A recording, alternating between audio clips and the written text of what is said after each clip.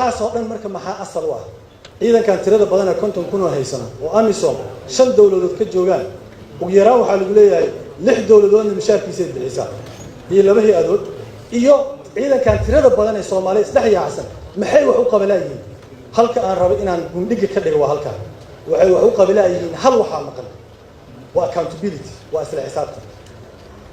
xisaabtanka yaa asaas u ah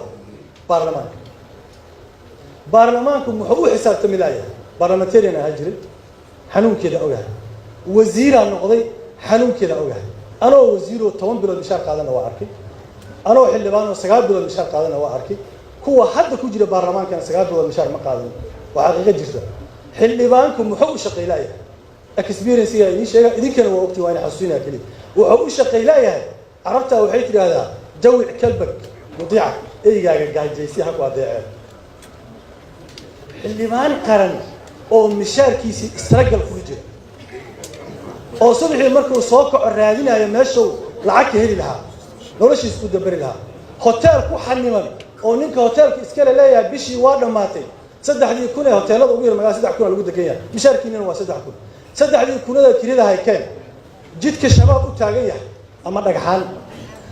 askartii taagneetay isku aamini weynaan madaxtooyadii askar jiifta hor dhoobnay oo baabuurka markaa maray saacada ku soconaysa askartii taagneeda shaqay weysay kuwii jiifaan naf bidnay oo jiifina askartii nooleeda shaqay weysay dhagxaantii aan amni ka dhignay ma dhagaxa amni noqonay al-shabaab ma aha awood siyaasadeed waddankan ka jirta awood ciidan ma laha al-shabaab waxay ku nool yihiin grievance waxay ku nool yihiin annaga cugdada noo dhaxaysa ku nool yihiin al-shabaab iskama hor keenaan maamul goboleedyada dowladda dhexe al-shabaab iskama hor keenaan beelaha Soomaaliyeed al-shabaab iskama hor keenaan dowladda iyo dowladaha dariska al-shabaab iskama hor keenaan dowladda iyo beesha caalamka annaga waay waxa is haysta al-shabaab way inay dhex kaluumaystaan kaliya marka waxaan rabaa parliamentarianka waxaa inii ballan qaaday hadda talada xukunka aad siisaan idinkay gacantiina ku jirtaa kuma jirto gacan ajnabi kuma jirto gacan kaleeto inuu baarlamaanka base u noqdo accountability soo uu noqon karaa laba arrin oo mudnaan aan sii doono ta koowaad baarlamaanka inuu xuquuqdiisa gunooyinkiisa helo hadday tahay mid mishaar hadday tahay mid caafimaad hadday tahay mid amni oo ka madax banaanaa karo xafiiska ra'iisul wasaaraha iyo madaxweynaha xildhibaanaan soo ahay mar kale ku celinaa wasiiraan soo ahay hadda caafimaad u baahato waa in ayaga u tagtaa haddaad ammaan u baahan tahay waa in ayaga u tagtaa haddaad wax yar oo dadka tabaaraysa inaad ku dabartaa u baahan tahay waa in ayaga u raadisaa xildhibaanada idinka in kala mid ah kuwa dowladaha dariskaana waxay leeyihiin xafiisyo shaqaale gunooyin constituency funding wax la yiraahdo keedaas nagu dhow xildhibaanku wuxuu leeyahay $100,000 constituency funding oo constituency wax uga qabto wuxuu leeyahay shaqaale staff wuxuu leeyahay xafiis wuxuu leeyahay bishaar $120,000 oo sanadkii qaato ku filan markaas ummadiisa wax u qaban karaa laakiin shacabka Soomaaliyeed idinku way eedaya xildhibaanada waxay yihiin mooshan ay ka shaqeeyaan wax kale ma qabtaan idinkana waa la gabay yaa in gabay executive wuxuu in gabaya in la xisaabtantaan u diideen wax kale ma jecelihiin waxay ku shaqeeyaan inaan darbigooda loo soo gelin darbigooda in loo soo gelin waxaad la socotaan Sacuudiga inay isku qabteen Ingiriiska nin la yiraahdo Mas'ari oo ahaa mucaarad dhiilaya yamaama jiray oo markuu John Major madaxda ahaa $22 bilyan oo ah dhiilkaas oo hub u kala iibsanayeen Sacuudiga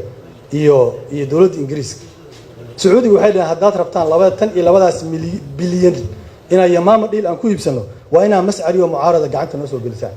John Major wasaaradda arrimaha gudaha waxay isku dayday inay gacanta u geliso laakiin waxaan halkan soo xiganayaa qaadiga Ingiriiska wuxuu dhahay oo diiday inuu Mas'ari gacan geliyo wuxuu ku yiri ninkii cigaal kale hadduu maanta ninkaas lacag ku iibsado bari anagu ugu iibsanaya dhahay Mas'ari waa joogaya xuquuqda waxa la siinayaa lujuuga ama maartay maangelyadana waa haysanaya halkaas waxa ku kansalmay 22 bilyan oo dhamaama dhiil ah because inuu ninkaas arabka ee Sacuudiga ee baxsadka ee mucaaradka xuquuqdiisa helo qaadiga Ingiriiska wuxuu ku ilaalinayay ma ahayn Mas'ari inuu daneynay wuxuu ilaalinayay tiisa dadkaas xuquuqda ilaali lahaa oo muwaadiniin Soomaali maanta ay sugayaan oo ay soo fiirinayaan oo ay dhowranayaan rajo Soomaali u dhimano idinkii ay maanta ma jirto maalinta aad cod ka ridaysaan Ilaahay waa in hortaagan yahay dhaartiinina waa in eegaysaa waxaan ka codsanayaa ballanqaadka aan sameeyay inaan ii ballanqaado waxaan in ka baryayaa in ka codsanayaa inaad codka isiisaan baarlamaanka doorashadiisa ay ku timid waan ogeyn waxay ahayd buuq badanaa ka jiray adduunka cabasho badan oo ka muujiyey waxaan ka shaqayn doonaa inaan ictiraafka dowladdan tii ay heshay 2012 oo lumiyey fursadaas inaan mar kale soo celiyo oo aan wada shaqaynta beesha caalamka aan ka shaqeeyo dowlad la ictiraafsan yahay baarlamaan la ictiraafsan yahay oo mugga ictiraafka kii 2012 la inaan keeno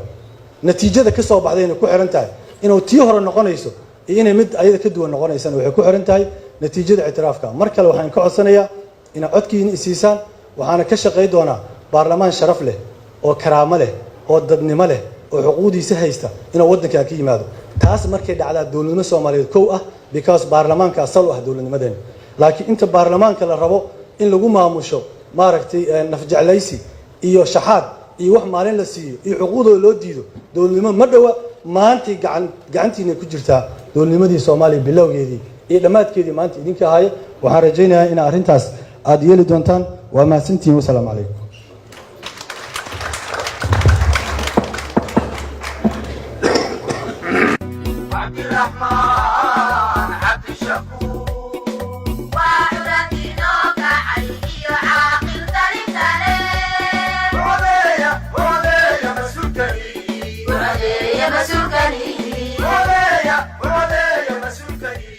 waxaad la socotaan sacuudiga inay isku qabteen ingiriiska nin la yiraahdo